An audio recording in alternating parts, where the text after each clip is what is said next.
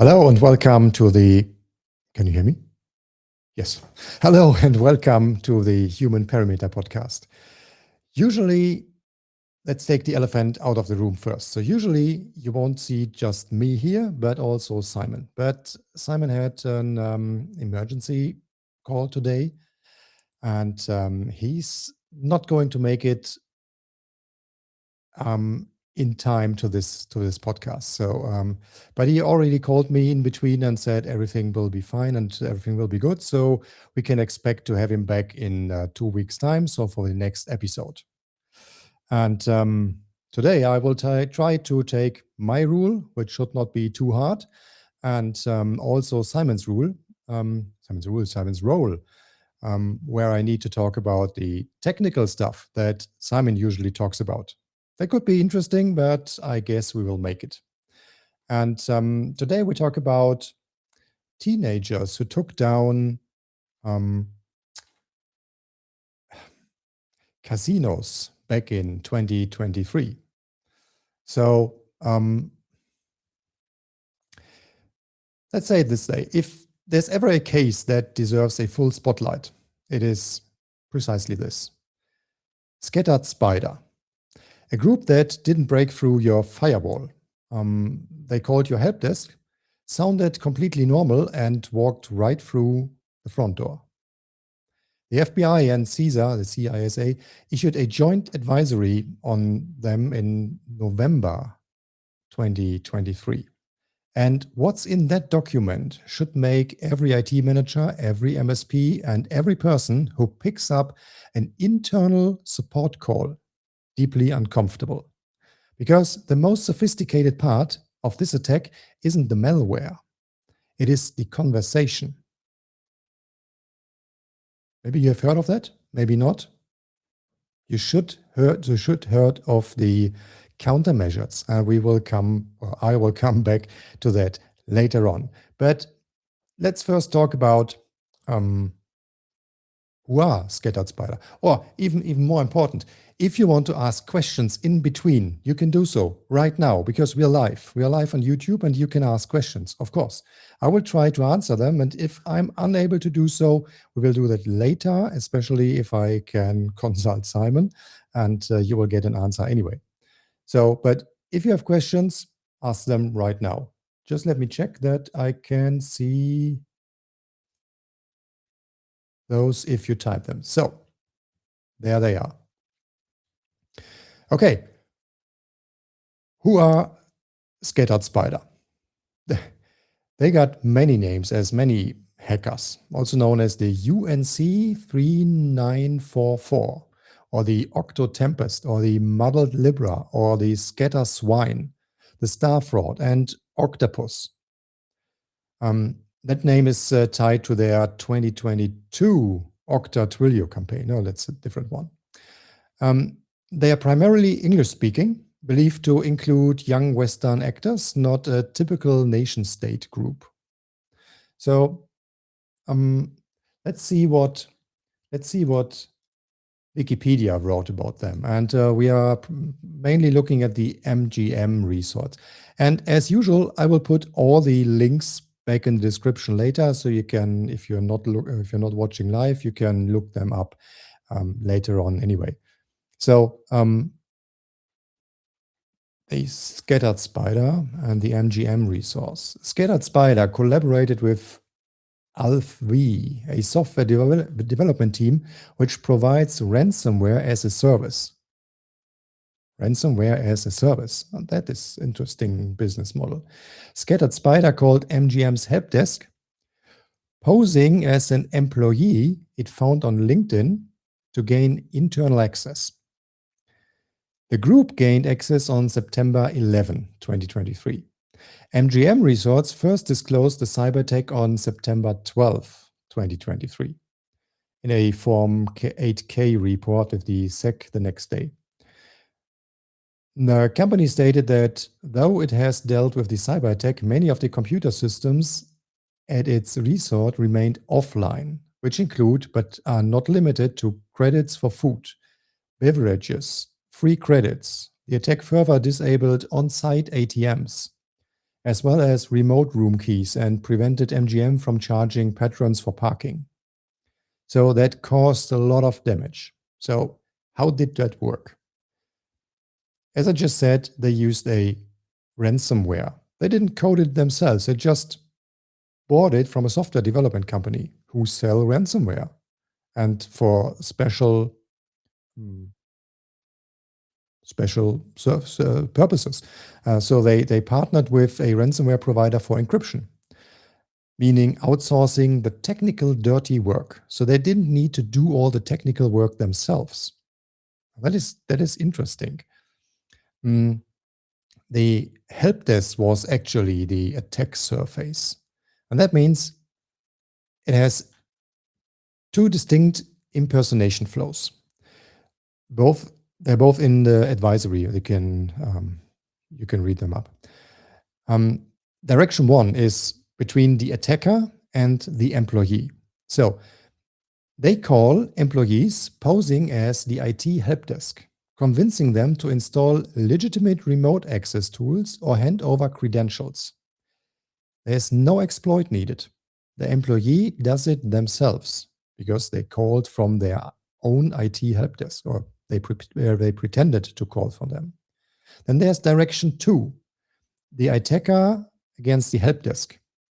They call the actual help desk posing as an employee, using publicly available information from LinkedIn and the company website to pass identity verification and get passwords or MFA tokens reset.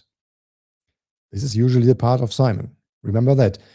They got passwords or MFA, multi-factor authentication tokens, reset. This is a people problem dressed up as a technology problem. See that? Nothing is IT related here. There's just people talking to each other. And they are coming right through the front door. So there's nothing sophisticated happening here right now. So how did that work in detail? So Scattered Spider found an MGM executive on LinkedIn, called the help desk, impersonating them, and had credentials reset in a roughly 10-minute call. The resulting intrusion took MGM's system offline for days, affecting hotel check-ins, casino ATMs, as we just read, digital room keys, and payment systems across properties. Estimated cost? Around 100 million in disruption. That is huge for just some calls and a bit of ransomware. MGM did not pay ransom. CISA's Entertainment hid it in the same campaign, paid approximately 15 million to prevent data publication. The CISA advisory published 2 months later was partly a direct response to these attacks. So now, how does that work? How does that work? Just let me check between, still no comments here, but you can do that. Just for those of you who get in late. Yeah. So just drop the comments into the chat. I'm happy to answer them. So how did they do that? They used the MFA factor. And I think Simon said that so many times, and it is still being used. It is still even used by banks for the financial industry. They are still doing that. And I know that, and I talked to them and said, don't use phone numbers, SIM for two-factor authentication. It is not secure. So what did they do? They contact cellular carriers and socially engineer a SIM transfer to a phone they control. That now gets a bit more sophisticated. Once they own the phone number, SMS-based MFR is completely bypassed. That's the reason why you should never ever use SIMs for SMS for multi-factor authentication. That is a very bad idea. It was a good idea right in the beginning, but in today's time, in today's world, it is no longer a good idea. Never ever do that. And if someone offers you the phone number for MFA, ask for a different opportunity to use MFA. Preferably, no, I don't have that with me. Usually I have my YubiKey here. Used it on the other computer. But anyway, so once they own the phone number, SMS-based MFA is completely bypassed. So combined with phishing and smishing, as they call it. Smishing is the, not phishing as an email, but smishing is the phishing on SMS-based technology. So they can harvest credentials and own the two-factor authentication channel simultaneously. And that is everything you need. But it is also not quite simple. It's not as simple as I just outlined. There's another trick they used, and that is the MFA fatigue, or push bombing, as it's called. So what is that? They flooded a target's authenticator app with repeated approval prompts until they tap accept.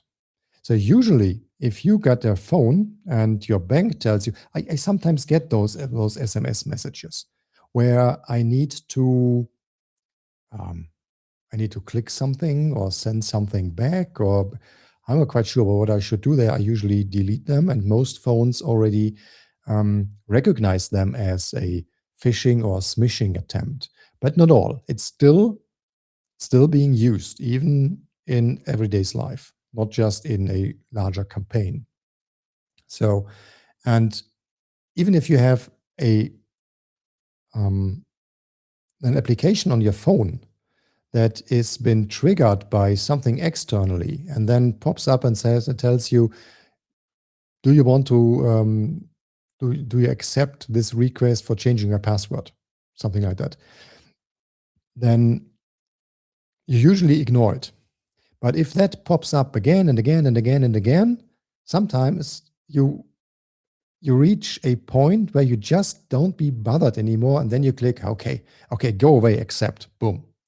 It's something similar like the notorious cookie banners all over the internet.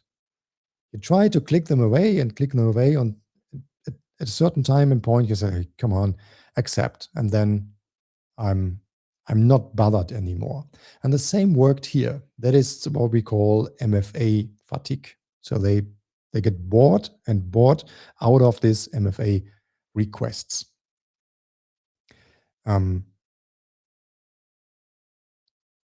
Simon would now jump in, and he would argue there's a simple fix for that.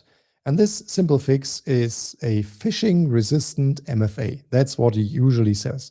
And one of the most well-known phishing-resistant MFAs is the YubiKey.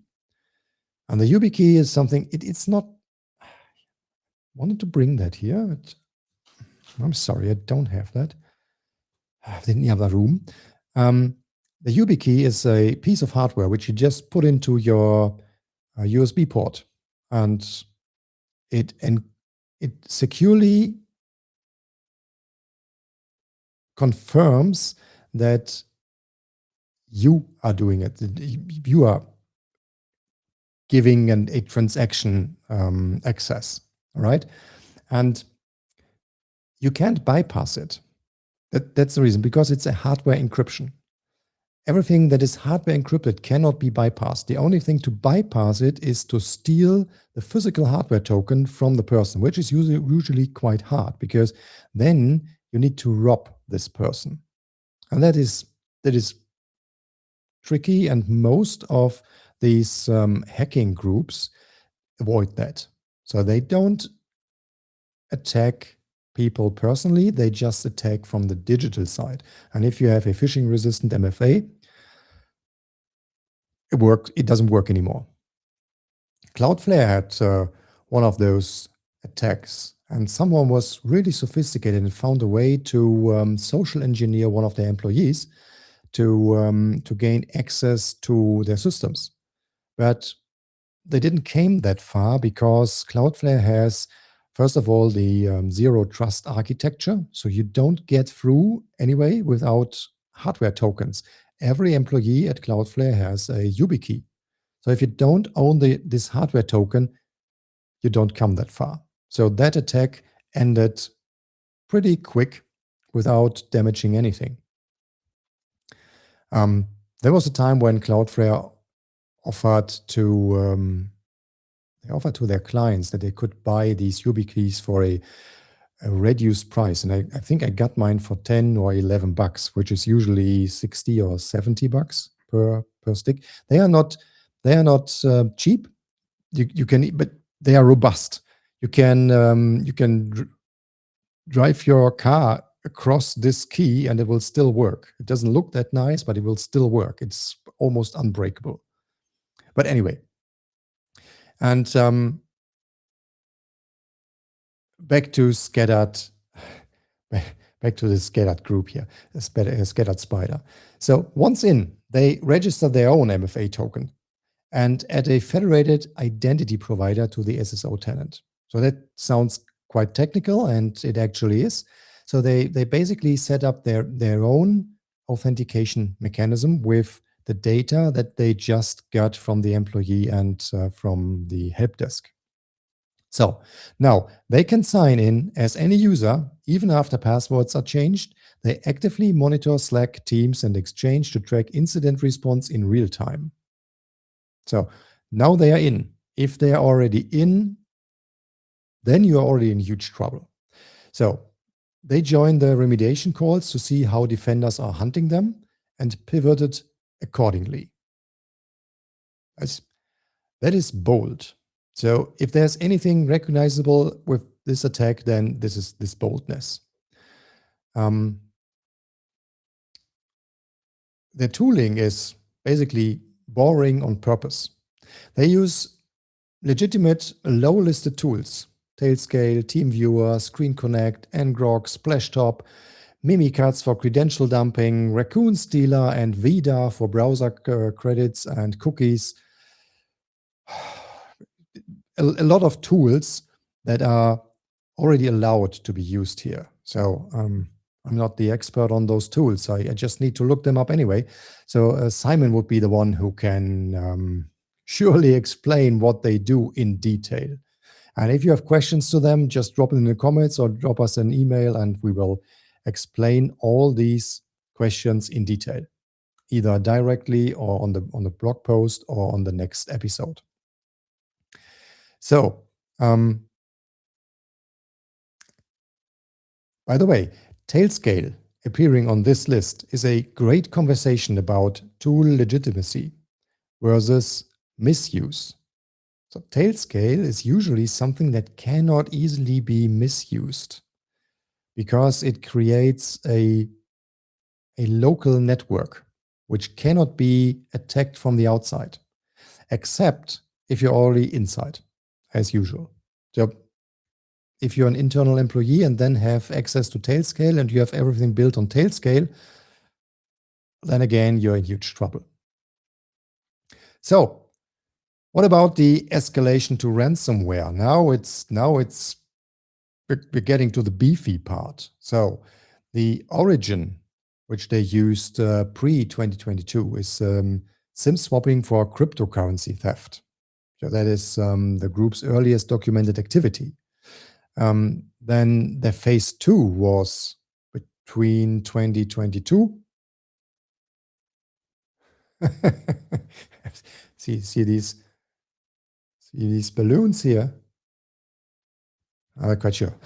If I do something with my hands, I can see some balloons coming up. That is, I guess, is built into the Mac ecosystem here.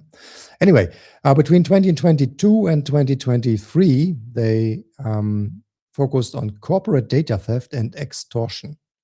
Pay us or we publish. And from 2023 onward, they are deploying Black Hat and LV to encrypt VMware ESXi servers. And that's a bad idea. If you know what VMware ESXi is, these are hypervisors, and you run servers on top of them. And that means if you encrypt the hypervisor, the VMware ESXi, then you also make all the servers running on this hypervisor unusable until you decrypt the hypervisor again. So you just need to attack one point and can encrypt a lot of other servers in one go. No need to break into each server, just attack the VMware ESXi server. So the data then went to MEGA NZ and to US-based data centers. They are communicating via Tor and TOX, and it's a double extortion. So they encrypted and exfiltrated. So they got two pressure levers. And this is what they then tried to use on MGM. So it worked on CISAs, but it didn't work on MGM. So that's basically it. That was the attack. They just, to sum that up and make it more easy to understand. So they bought a ransomware piece of software from a special development company who provides that. So they didn't need to do that themselves. They just need to know how to use it. It's like an application, basically. And what they did is the human part. So what they did is just figure out an employee and then try to pretend that employee against the own help desk, and then try to pretend against the help desk to be that employee and get your password set back, get the MFA tokens, and then you're in. If you own these tokens, then it doesn't matter if the employee resets the password. You can reset it at any time, and then you can become that person. And then, if you have all the access as this person, then you have access to the systems, and then you might be able to install a ransomware. And so it goes. So it went. So what happened to them? Good question. It didn't took too long, because on it was 1 to 2 weeks later, on November 20, on November 20, 2024, one year later, the US federal agencies charged 5 members who were, I need to look them up. They were 23 years from Texas, 20 years from Florida, 20 years again from Texas, 25 years old from North Carolina, and 22 years old from UK. Arrested in Spain, by the way. So, what has been charged? Conspiracy to commit wire fraud. At least 45 companies targeted across the US, Canada, UK, and India. So, the group was largely teenagers and young adults, relevant to the civil liberties from a human angle. So, what would have actually stopped them? This is the most interesting part. This is what we usually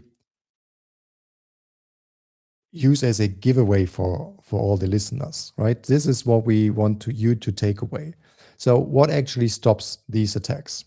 First of all, it's the hardware MFA. Don't rely on SMS-based MFAs.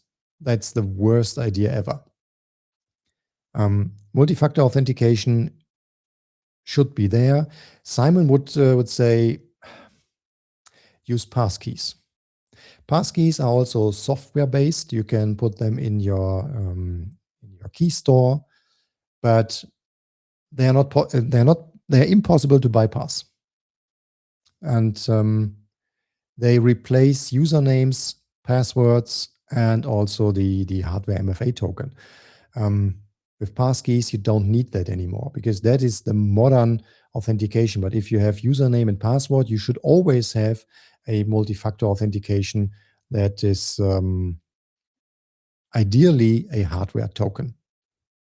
But what also would work is if you have it also in your key store, that uses biometrical identification so that not everyone can get access to it easily because it's always encrypted and you use your fingerprint to unlock it. And as long as you don't use it anymore, it locks automatically. So even if someone gets onto your computer, they cannot get into your key store easily. So that would be an alternative. And you can store the pass keys there as well as MFA tokens. But I'm pretty sure Simon would advise for the YubiKeys for the hardware tokens. Then, if you have a help desk, you need strict verification protocols like callback procedures. So if someone wants to reset their password, then you should have a policy in place that says, okay, it's noted, we will call you back. And then you don't call back anyone with an unknown number, but only the person with a known number, with his official office number, and you can ensure that this number actually reaches the person in-house, not somewhere else. And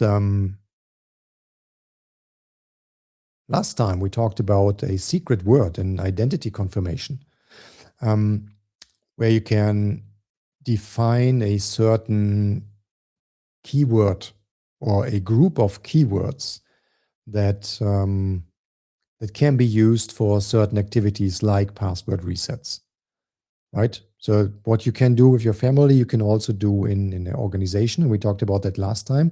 If you're interested more in that, then just listen to the last episode where we talked a lot about that. Then I already said that what Cloudflare did with their zero architecture, then you don't let anyone who's already in the system access every other server as well. And that is called network segmentation. So that limits the blast radius, like Cloudflare did.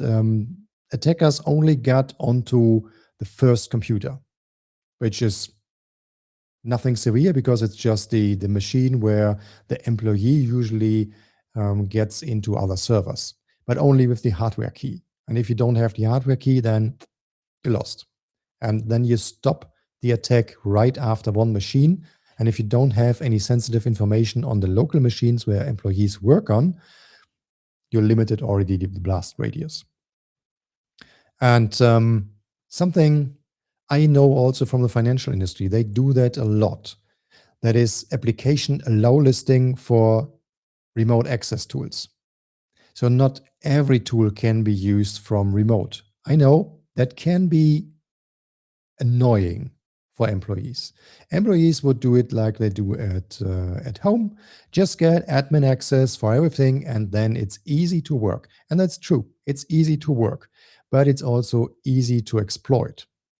If you got admin access and you can access your computers from wherever you want with every system you just want, then that is easy. But if you are working in an organization, you can allow list certain applications, and then you can limit the attack surface. So we can limit the blast radius, we can limit the attack surface, and we can limit external access to sensitive data. These three things is now what we have. And then I read a lot about that, and it's not easy, even if it sounds easy. Number 4 are immutable offline backups. So offline backups is usually quite simple. If you do a backup, don't do it on the same machine, because if you have the backup on the same machine and that machine gets encrypted, the backup is encrypted as well. And that's a second point. If you get someone who has access to servers, because you don't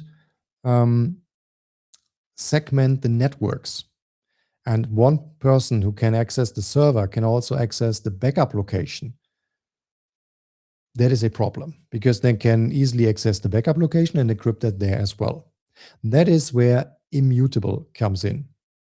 If you get a backup which is immutable, means non-writable, you cannot encrypt it.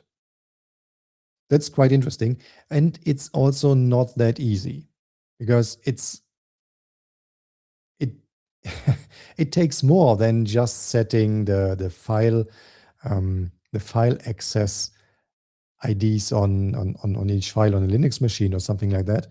But I think I use Backblaze B2 for all my backups, and they have this immutable switch.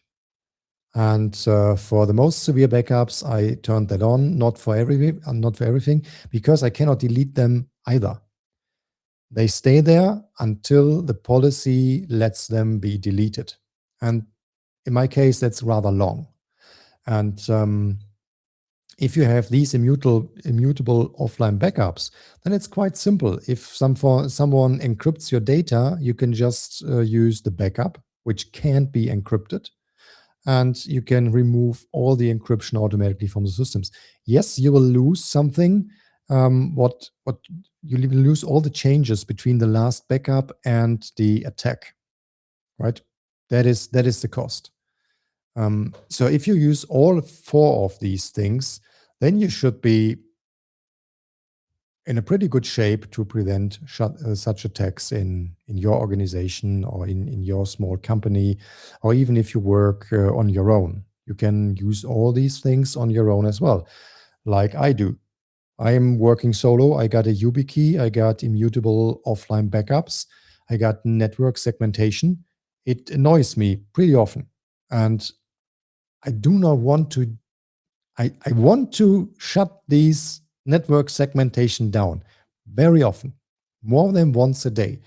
But it's my own policy. So I can change my own policy, but I don't do that. I always keep this up because these stories remind me of the reason why I set these policies up. So it doesn't matter whether you're working solo, have a small team of 5 or 10 people, or run a 10,000 multinational enterprise. The larger you are, the larger the attack surface, because you have a lot of people who can be called, who can be pretended to be someone else. Yeah, the more employees you have, the more important it gets to get all these 4 measurements in place to protect yourself, to protect your employees, and to protect your business, and also to protect your clients. Because what we can see here, if data gets exposed and extracted, and the attackers threat you with making those data public, then you also might have a data breach. And that is a different category of cost. So we're not talking about that today, but it's not just it's not just a threat to your business, but you will also be in huge trouble with all the authorities who deal with data privacy. And yeah, that's basically it. I think I was a bit faster today than with Simon, because I have the feeling I missed something that Simon would have said here.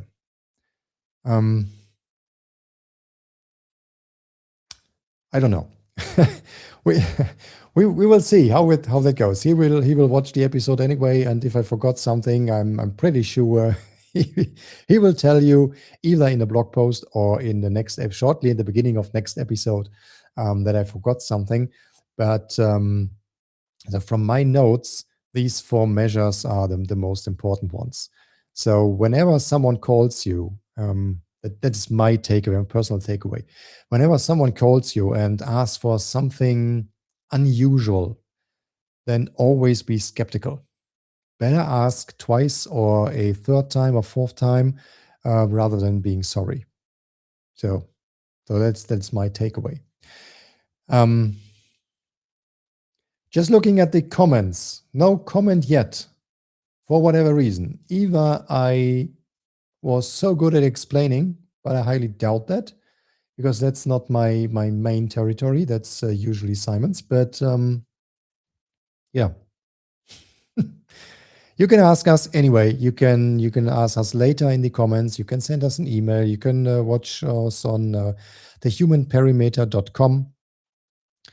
Yeah, send us an email, drop us a comment, like and subscribe the channel, and then see you next time. Hopefully with Simon on board again.